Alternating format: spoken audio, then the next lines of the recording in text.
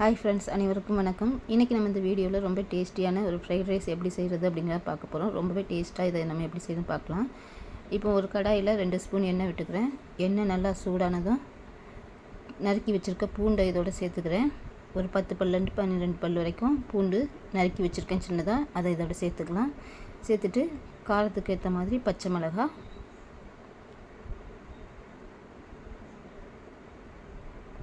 இது நீங்கள் காரத்துக்கு ஏற்ற மாதிரி சேர்த்துக்குங்க. ரெண்டுமே கொஞ்சம் ஓரளவு வதங்கட்டும். அடுத்ததாக கட் பண்ணி வச்சுருக்க வெங்காயத்தை இதை ஆட் பண்ணிக்கிறேன். வெங்காயம் இப்போ நல்லா வதங்கிருச்சு. இப்போது கட் பண்ணி வச்சுருக்க கோஸு, அதேமாதிரி நீல வாக்கில் கட் பண்ணி வச்சுருக்க கேரட்டு, பீன்ஸு சேர்த்துக்கிறேன். இதையுமே கொஞ்சம் நம்ம வதக்கலாம். நெருப்பு வந்து சிம்மில் வச்சு நீங்கள் வதக்கணும். நெருப்பு குறைய வச்சுக்கோங்க. இது கூட கொஞ்சமாக கட் பண்ண குடமிளகா, ரொம்ப பொடிசாக இல்லாமல் மீடியம் சைஸில் நீங்கள் இதை கட் பண்ணிக்கணும். ரொம்ப வதங்காமலும் சாஃப்டாக வதங்காமல் பார்த்துக்கணும்.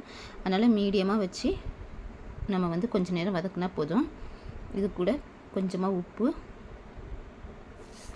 நான் ஏற்கனவே வந்து காலிஃப்ளவர் வந்து பொரித்து எடுத்து வச்சுருக்கேன். கொஞ்சமாக மிளகாத்தூள், உப்பு போட்டு பொரித்து எடுத்து வச்சுருக்கேன். இப்போது வேக வச்சு வச்சுருக்க பட்டாணியும் இதை சேர்த்துக்கிறேன். நீங்கள் பச்சை பட்டாணி அப்படியே இருந்தால் தோல் எடுத்துகிட்டு அதை கூட சேர்த்துக்கலாம். இப்போது இதுக்கு தேவையான அளவு உப்பு சேர்த்துக்கலாம். ஏற்கனவே கொஞ்சம் உப்பு சேர்த்துருந்தேன், அதை பார்த்துட்டு நீங்கள் தேவையான அளவுக்கு உப்பு சேர்த்துக்கலாம். இப்போ கொஞ்சமாக சோயா சாஸ். இது லஞ்ச் பாக்ஸ் ரெசிபிக்கு ரொம்ப நல்லாயிருக்கும். லஞ்ச் பாக்ஸோட பசங்களுக்கும் பெரியவங்களுக்கும் கொடுத்து விட்றதுக்கு ரொம்ப டேஸ்ட்டாக இருக்கும். கண்டிப்பாக இதை ட்ரை பண்ணி பாருங்கள். இப்போ சோயா சாஸோட கொஞ்சமாக மிளகாத்தூள் சேர்த்துக்கிறேன். இதை ஒரு 2 நிமிஷம் வதக்கிடலாம், இதோட பச்சை வாசனை போகிற அளவுக்கு.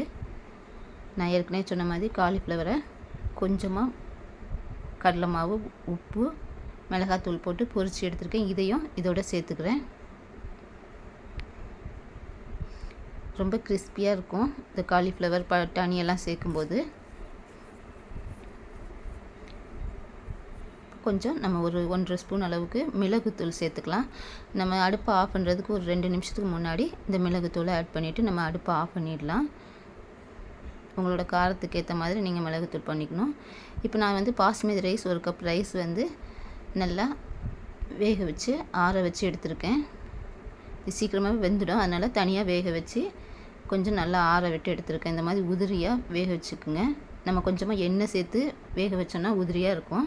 இப்போ இந்த ரைஸை இதோட சேர்த்து நான் மிக்ஸ் பண்ண போகிறேன். அடுப்பு ஆஃப் பண்ணதுக்கப்புறமா இதை நான் மிக்ஸ் பண்ணுறேன். அதே மாதிரி அரிசி வந்து உடையாத அளவுக்கு நீங்கள் மிக்ஸ் பண்ணணும். சாதம் உடையாத அளவுக்கு கொஞ்சம் இந்த மாதிரி கீழேருந்து மேலே எடுத்து விட்டு நம்ம மிக்ஸ் பண்ணிக்கலாம்.